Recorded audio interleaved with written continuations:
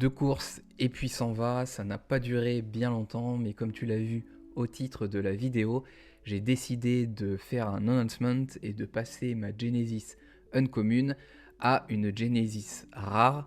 Je vais t'expliquer dans cette vidéo mes 2 motivations principales et on verra à la fin de cette vidéo si ça valait vraiment le coup de faire cet announcement quand on va comparer 2 sorties que j'ai pu réaliser. Donc la première motivation, ou du moins mon premier petit FOMO, ça a été de me faire plaisir, notamment grâce ou à cause de la hausse du sol dernièrement. Donc j'ai voulu me récompenser de ce bon move de l'année 2023, même si je n'avais pas forcément prévu que ça pump autant. Et ma première vraie motivation, c'était au niveau du rendement, car comme tu le vois à l'écran avec cette première announcement, donc de la commune à la commune, j'ai pas eu des stats incroyables sur l'uncommon et en plus j'avais gardé une socket de résilience pour 3 sockets de confort, ce qui n'était pas, je pense, le plus optimisé étant donné que le résilience aujourd'hui ça sert à rien. Le mode marathon, je sais pas s'il sortira avant le printemps, donc on a quand même le temps de voir venir. Et j'avais notamment des stats de base qui étaient plutôt décevantes de 13,2.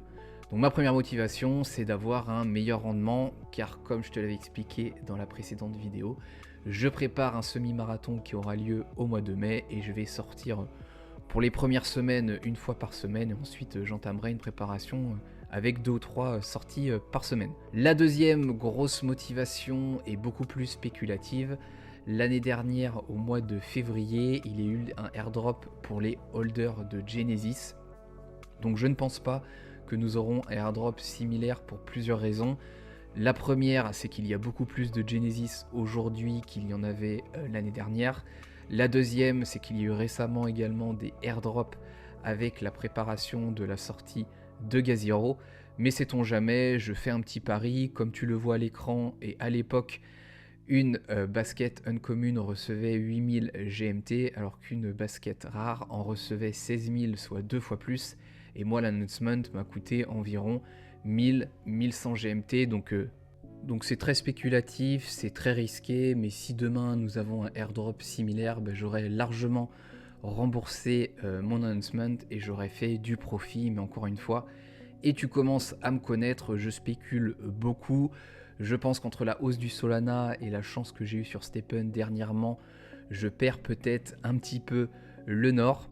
Mais voilà, c'est la deuxième grande raison qui m'a poussé à faire cet announcement, au-delà du fait de vouloir aussi me récompenser d'avoir bien swap mes GMT en sol. C'était vraiment le move à faire en 2023. Est-ce qu'en 2024, il faut plutôt stacker du GMT qui, quant à lui, fera peut-être x3, x4, x5, que sais-je, en 2024, l'avenir nous le dira. Donc on va passer sur l'announcement de ma uncommon vers la rare.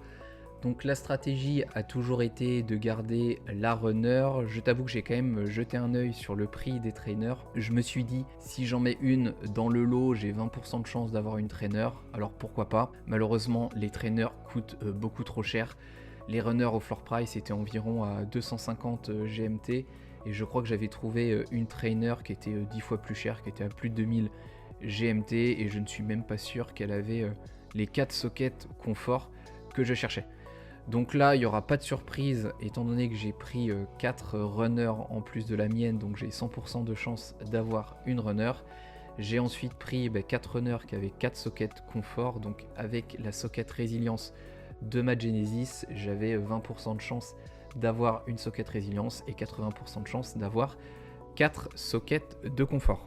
Je n'ai pas réinvesti dans une 4ème gemme confort, donc pour l'instant ma paire restera avec 3 gemmes confort. Et là on fait l'announcement, donc j'ai gagné un petit badge parce que j'ai fait suffisamment d'announce pour le faire.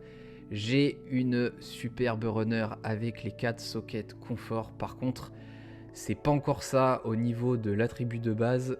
Pour une rare, on est presque au maximum d'une uncommon, donc quasiment au minimum d'une rare, donc c'est un peu décevant et je sais pas pourquoi la résilience elle s'est chauffée à ce point là, donc c'est un petit peu décevant encore une fois au niveau de l'attribut de base et je ne passerai pas ma rare en épique dès maintenant, peut-être même jamais. parce que le jour où les rares seront abordables, ça veut dire que les Rainbow Plus, voire les Rainbow Infinite seront sortis et les gains en GMT auront sombré, donc on aura d'autres soucis d'ici là. Pour te tourner cette vidéo, j'ai attendu de faire une première sortie avec ma rare, comme ça je voulais comparer deux sorties, une avec la Uncommon et une avec la rare. Comme tu peux le voir à l'écran, c'est plutôt décevant, donc pour rappel, j'ai une gemme de confort de niveau 6, une de niveau 5 et une de niveau 3, et finalement sur la sortie avec la Uncommon que j'ai fait en fin de journée et la sortie que j'ai fait 10 jours après avec la rare également en fin de journée, les rendements ils sont quasiment similaires, et si je rajoute on va dire à peu près 1,5 sur la rare pour arriver à 9 énergie, donc 1,5 GMT que j'aurais sûrement généré en 0,6 énergie, je n'aurais gagné finalement que à peine 10% de plus, un petit peu plus, 10-15%. Donc, étant donné que j'utilise la chaussure qu'une fois par semaine et peut-être un petit peu plus pour la préparation de mon semi-marathon, finalement l'upgrade de 1000 GMT, ça vaut pas forcément le coup, donc ce move ne tient maintenant plus qu'à un potentiel airdrop qui me permettrait de gagner plus si une paire rare touche plus de récompenses qu'une uncommon, mais ça ce n'est pas encore sûr.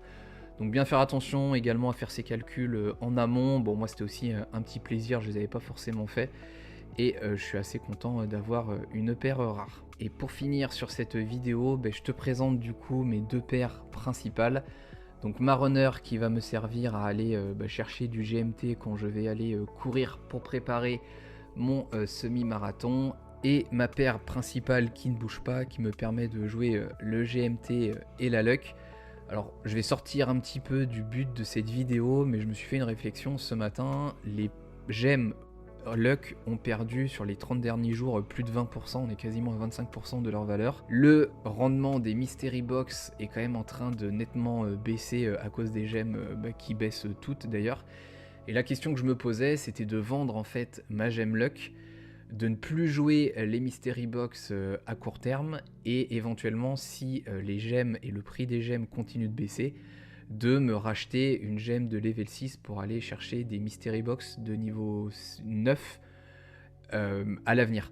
Donc c'est un move qui est peut-être un petit peu risqué, en plus je pense pas que les gemmes vont baisser à ce point là, mais je me dis que si j'arrête pendant 4 à 6 semaines et que les gemmes continuent de baisser, c'est peut-être pas si idiot.